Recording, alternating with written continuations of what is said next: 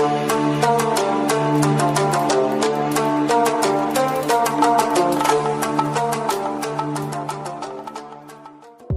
दोस्तों, आज हम इस वीडियो में बात करने वाले हैं महाभारत लिखने के बाद दुखी क्यों थे वेद व्यास जी। तो आइए जानते हैं इस वीडियो के माध्यम से।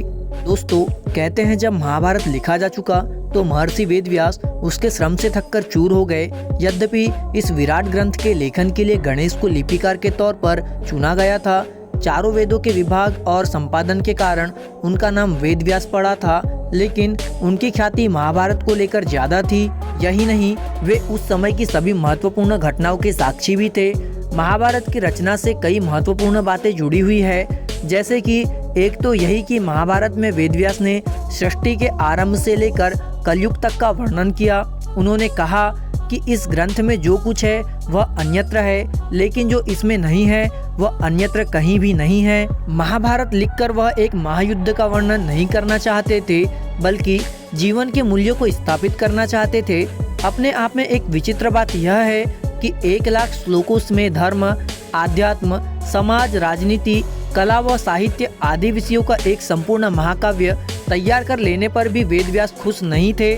उन्हें कथा में कोई कमी खल रही थी। एक दिन वे उदास बैठे थे और उधर से नारद जी गुजरे।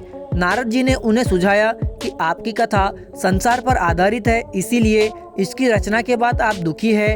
आप ऐसा ग्रंथ रचे जिसके केंद्र में भगवान हो। उसके बाद ही वेद व्यास ने श्रीमद् भगवत महापुराण की रचना की।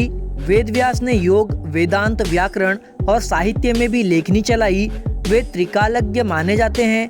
उन्होंने दिव्य दृष्टि से जान लिया था कि कलयुग में धर्म क्षीण हो जाएगा, लोग नास्तिक होने लगेंगे, वेदों का समग्र रूप से पढ़ना उनके लिए कठिन हो जाएगा, वे इसके लिए समय नहीं निकाल पाएंगे, न ही उन्हें पढ़ना चाहेंगे।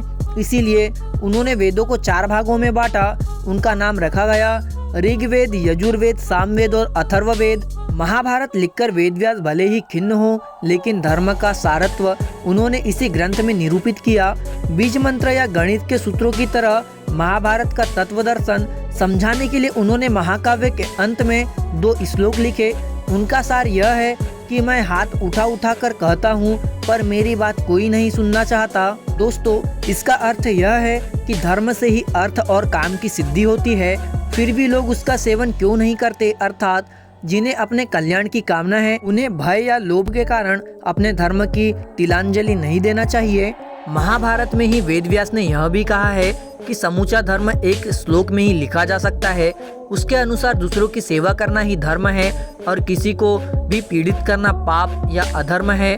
व्यवहार का मर्म समझाते हुए उन्होंने कहा है कि जो हमें पसंद नहीं है वह व्यवहार दूसरों के साथ नहीं करना चाहिए। दोस्तों, आपके लिए बहुत मेहनत से पोस्ट लाते हैं। एक लाइक जरूर करें और कमेंट्स करके जरूर बताएं कि वीडियो आपको कैसा लगा, और चैनल को सब्सक्राइब जरूर से ही करिएगा।